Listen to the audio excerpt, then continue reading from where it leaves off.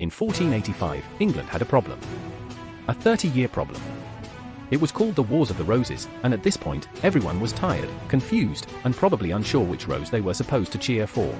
Enter Henry Tudor. A guy who technically had a claim to the throne, but it was so weak you'd need a microscope to see it.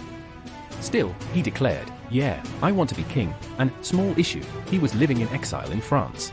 But here's the twist, France actually helped him. Not out of kindness, they just wanted England to stop supporting their enemies. Classic medieval politics.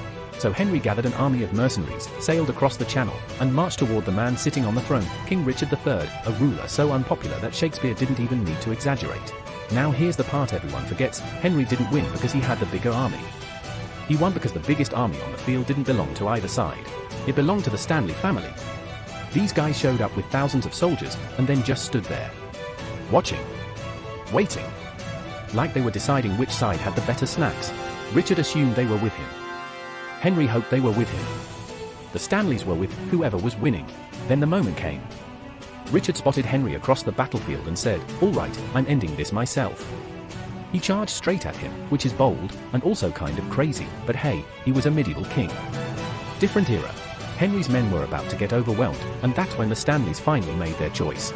They charged Richard. Full force. Instant betrayal speedrun. Richard was knocked off his horse, surrounded, and killed. Legend says he shouted, "A horse! A horse! My kingdom for a horse!" More likely he said something less poetic and more like, "Oh no." Henry walked away victorious. Richard became the last English king to die in battle. And Henry Tudor?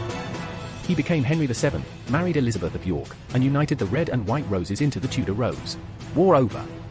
Dynasty started. And just like that, a guy who spent most of his life hiding in France became the founder of one of the most famous royal families ever. Not bad for someone whose claim to the throne could barely fill a post-it note.